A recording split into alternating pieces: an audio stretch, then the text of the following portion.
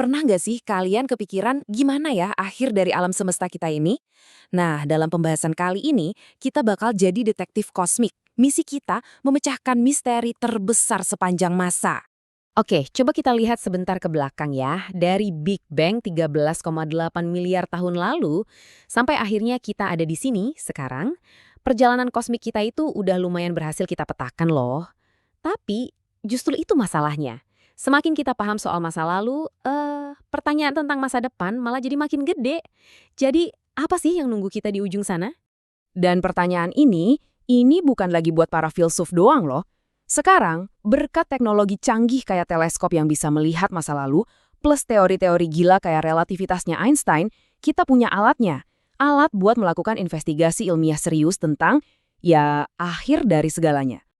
Oke, untuk mulai investigasi ini, kita harus kenalan dulu sama dua aktor utama. Dua kekuatan raksasa yang lagi berantem di alam semesta. Siapa mereka? Dan yang lebih penting, siapa yang bakal menang? Jadi gini, bayangin ada tarik tambang kosmik raksasa. Di satu sisi ada gravitasi. Ya, kita semua kenal lah ya. Dia ini yang narik semuanya biar ngumpul. Pokoknya pengennya alam semesta ini runtuh. Nah, lawannya, ini dia yang misterius. Energi gelap. Dia ini kebalikannya. Kerjaannya dorong-dorong terus, bikin alam semesta makin melar. Nasib alam semesta kita ya tergantung siapa yang menang tarik tambang ini. Nah, dari pertarungan epik ini muncul 4 tersangka utama atau 4 skenario akhir alam semesta. Yuk kita selidiki satu persatu. Tersangka pertama kita, Big Crunch. Gimana ceritanya kalau gravitasi yang menang? Kalau si gaya tarik ini akhirnya lebih kuat dari dorongan si energi gelap. Gampangnya gini, bayangin aja film penciptaan alam semesta, tapi diputer mundur.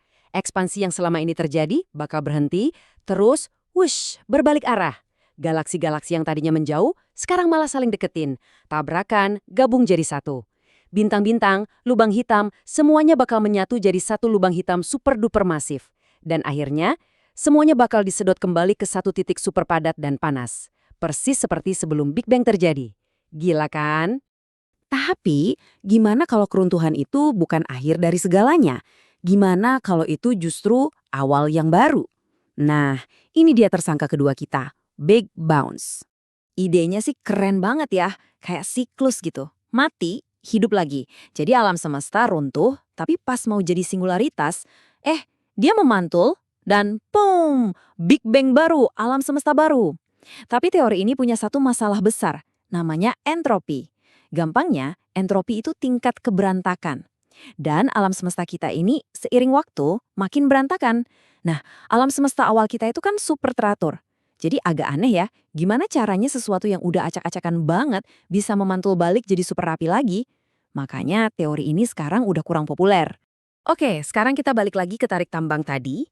Gimana kalau yang menang bukan gravitasi, tapi si energi gelap? Apa jadinya kalau alam semesta ini melar terus tanpa henti? Nah, inilah skenario yang disebut heat death atau kematian panas. Jadi, alam semesta kita terus aja mengembang dan makin lama makin cepat. Galaksi-galaksi bakal menjauh satu sama lain sampai akhirnya kita nggak bisa lihat mereka lagi. Bener-bener sendirian. Karena materi udah terlalu tersebar, bintang-bintang baru juga nggak bisa terbentuk. Terus gimana nasib bintang yang udah ada? Ya, satu persatu bakal kehabisan bahan bakar dan mati. Akhirnya, alam semesta jadi tempat yang super luas, dingin banget, gelap gulita, dan kosong lompong. Cuma sisa lubang hitam sama bangkai-bangkai bintang. Akhir yang sepi banget ya. Tapi tunggu, ada versi yang lebih brutal. Gimana kalau si energi gelap ini nggak cuma menang, tapi dia amuk dan jadi super kuat? Nah, kenalin tersangka kita yang keempat, The Big Rip. Di skenario ini, kata kuncinya adalah robek. Laju pengembangan alam semesta jadi cepet banget nggak terkendali. Saking kuatnya dorongan ini, gravitasi jadi kalah telak. Galaksi-galaksi bakal dirobek. Bintang sama planet-planetnya dicabik-cabik dari sistemnya. Nggak berhenti di situ, gaya ini makin kuat sampai bisa ngalahin ikatan antar atom. Dan puncaknya, jalinan ruang dan waktu itu sendiri yang bakal sobek. Bener-bener akhir yang paling sadis sih. Oke, sekarang kita udah punya 4 tersangka. Big Crunch, Big Bounce, Heat Death, dan Big Rip. Waktunya kita periksa TKP, lihat bukti-bukti yang ada di alam semesta sekarang. Mana sih yang paling mungkin jadi pelakunya? Jadi, para ilmuwan ngamatin ledakan bintang yang jauh banget, namanya supernova. Dan mereka nemuin sesuatu yang bikin kaget. Ternyata, pengembangan alam semesta kita ini nggak melambat, tapi justru makin ngebut. Nah, data inilah yang jadi bukti paling kuat. Ini nunjuk ke satu tersangka utama, kematian panas. Jadi, ya berdasarkan bukti yang kita punya sekarang, sepertinya alam semesta kita sedang menuju akhir yang dingin dan sepi itu. Kasusnya udah mau ditutup nih kayaknya. Tapi, tunggu dulu. Tiba-tiba muncul satu petunjuk baru dari tempat yang gak disangka-sangka. Bukan dari bintang-bintang raksasa, tapi dari dunia yang super kecil, dunia kuantum. Dan petunjuk ini bisa mengubah segalanya. Iya, jadi 4 skenario tadi itu kan ngomongnya skala kosmik yang gede banget ya. Nah, yang ini beda. Kita harus zoom in ke level partikel terkecil. Dan di dunia kuantum ini aturan mainnya aneh, beda banget dan penuh kejutan. Namanya peluruhan vakum. Teorinya gini, bisa jadi kondisi alam semesta kita sekarang ini sebenarnya nggak benar-benar stabil. Kayak bola yang ada di atas bukit, tapi di sampingnya ada lembah yang lebih dalam lagi. Kelihatannya sih diam aja, stabil, tapi sebenarnya dia bisa aja tiba-tiba jatuh ke lembah yang lebih stabil itu. Dan kalau itu terjadi, akibatnya bencana. Jadi, bayangin alam semesta kita itu si bola di lembah yang kurang dalam tadi. Kita sebut itu vakum palsu. Kelihatannya stabil kan? Nah, karena keanehan kuantum, bola ini bisa tiba-tiba nembus bukit dan pindah ke lembah yang lebih dalam tadi atau vakum sejati. Proses pindah ini bakal melepasin energi yang dahsyat banget. Muncul gelembung kehancuran yang menyebar dengan kecepatan cahaya, ngancurin semua yang dilewatinya. Hukum fisika bakal berubah total. Massa, muatan listrik, semua bisa hilang. Dan kita bahkan gak bakal sadar karena semuanya terjadi dalam sekejap. Oke. Sebelum panik, untungnya kemungkinan ini terjadi itu super duper kecil. Coba lihat angka ini. Ini 1/10 pangkat. Wah, saya bahkan nggak tahu cara nyebutinnya. Intinya, hampir mustahil. Tapi ya itu, hampir. Dan inilah bagian yang paling bikin merinding.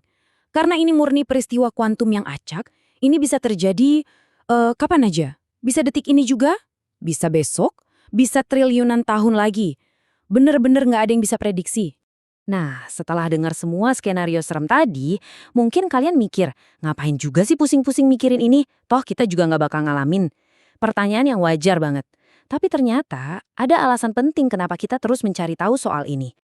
Jadi gini, ini bukan soal takut sama kiamatnya. Ini soal proses pencariannya itu sendiri. Dengan mencoba memecahkan misteri terbesar ini, kita jadi belajar hukum-hukum fisika paling dasar yang ngatur alam semesta. Coba deh pikirin, kita ini mungkin satu-satunya makhluk di galaksi ini yang bisa nanya pertanyaan-pertanyaan kayak gini. Ini tuh kayak evolusi rasa penasaran kita. Dulu kita nanya petir itu apa, sekarang kita nanya gimana alam semesta berakhir. Pencariannya itulah jawabannya.